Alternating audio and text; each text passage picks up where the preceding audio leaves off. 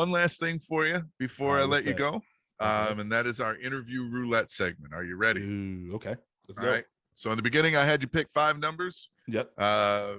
Between 1 and 250, and I got the questions that correspond with them. So the first one is, how would you describe yourself to a blind person in 5 words or less? Crazy guy that don't give a fuck. But how would they know what you look like? They don't need to know. They would just need to know I'm a crazy guy that don't give a fuck. Fair enough. I'm sorry, man. I'm sorry. I would not know. I'm a black guy with white beard. What is something you don't mind paying more money for? Something I wouldn't mind paying more money for. Video games. Yeah? I wouldn't mind paying a little bit more. They've been $59.99 since I was 12. They've been the same price. Video games have not really gone up if you really think about it. No, but the quality's gone down a little bit, You think especially so? as of late. Yeah, like we got into it on my last episode. We were talking about it. Like, I miss the days of the free trial. You remember when you could get that magazine that came with the disc in it, and you could get like 5 or 6 games you could play for like an hour? Right. I don't think the quality's going down. I think there's a lot more work in video games than, so what they'll do now is they'll push out a game, and it might not be, I'm not going to say finished. I don't want to use that word. It might not be the whole game. Right now, they're trying to, they keep coming out with DLCs, and that's where your game comes from. So then don't charge me full price if the game's not finished. Yeah, but like, you're getting a bigger game. Like, so you look at the games from back then, you beat them in 2 hours. You're not beating these games now in 2 hours. They have a life to it. You might be playing a different part of the DLC 3 years after that game has come out. There's more life to it. See, you're talking DLC. I'm talking like games that are clearly. Do you remember the whole fucking debacle that was Cyberpunk? Yes. Okay, games like that seems to be more and more what's happening is you're getting broken or unfinished games or glitchy as hell games. I don't want to pay full price for those. Don't make me pay full price. Don't expect me to pay full price. And then you add in all the friggin' microtransactions and the stupid shit where they would just want to be in your wallet constantly. Nah, man, if that's how you're going to go, cool. But don't charge me full price for it. Bank on me spending money in the game, because I'm not going to, but you can bank on it. That's their whole argument then, because they're just gonna say, well, if we did that, the price of video games would go up, but the price of video games have been the same price for 12 years. I'm just not happy with the state of the gaming industry. I'm a broke ass gamer, and I am very much the old man sitting on my front porch yelling at kids to get off my lawn at this point. See, and that's why I love Game Pass right there. That's why I fucks with Game Pass. Same. Because I think I still got a whole nother year of Game Pass. I bought that like 2 years ago. When I got my Xbox, they gave me 24 months of Game Pass Ultimate for. Yeah, that's what I'm talking about, Game Pass Ultimate. So yeah, I think I paid like $2 something for it, and I have not. Oh, I can't say I haven't bought a game since, but it's the majority of games I play are coming on the Game Pass. I just played one the other night. Turnip Boy commits tax evasion. What? Yeah, it is. It is Zelda-esque with the way that it's set up, and it's just a fun, crazy, kind of dumb little game. But like, I played it through cloud gaming, and I've got to beat the final boss, but I've pretty much beat the game. And the reason I did it is because I do that rewards, like Xbox rewards, so I get points and stuff.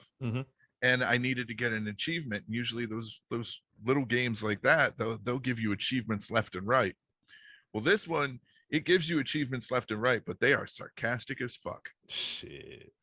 So I highly recommend check it out. Turnip Boy commits tax evasion. Turnip Boy. Okay, I got it. Yeah, definitely. I got fun little game. I think the style of game, like the artwork and stuff. Are you familiar with the term cozy game? So they're the cutesy kind of, not a lot of pressure, not a lot of, they're just fun little games to play. Gotcha. Stardew Valley, I think, falls into the cozy game and whatnot. But yeah, totally. It's on Game Pass. Check it out. Okay, definitely. I'll take a look at it. All right.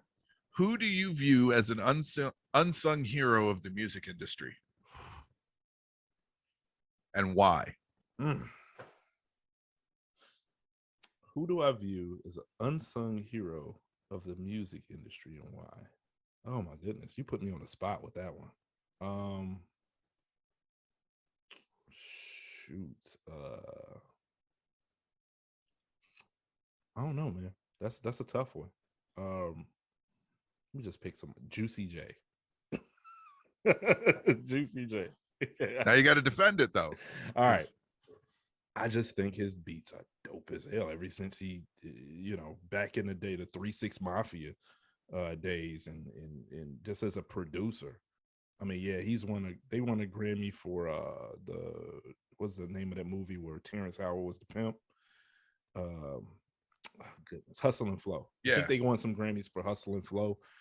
You don't hear him talked about as much, man. I think he's a dope ass producer, and his music, the beats he would make have changed, but they changed in the right way. They like he could put out a beat right now that just sounds so dope. And when you listen to his dope beats back then, it's still dope. Like it's different from now. They changed, and like you could tell he's gotten better.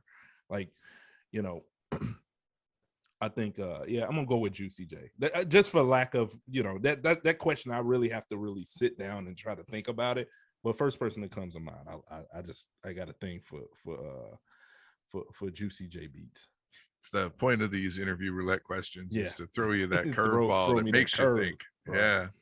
Yeah. What is one piece of music gear or equipment that you own that you consider is most important to you? I don't have music gear. Well, or equipment, so in our case, microphones, mixers, processors, things like that. I got a microphone right here that I'm talking into. This is very important. I would hope at least to you, my audio sounds nice and crisp. No, it does. But yeah, man, I would say right now, because I don't have a lot of Ty, he has all the audio equipment like the mixers and soundboards and stuff like that. Back in maybe 10-15 years ago, me and Ty, we were doing beats, we were making beats, so we had all type of, we had Pro Tools, what is that called? Pro Tools. We had Pro Tools, DigiDesign. We had all type of stuff when we were making beats, and we use a software like Reason and Fruity Loops and stuff like that. So we had stuff back in the day. Now all I got is this mic, bro. What kind of mic is it?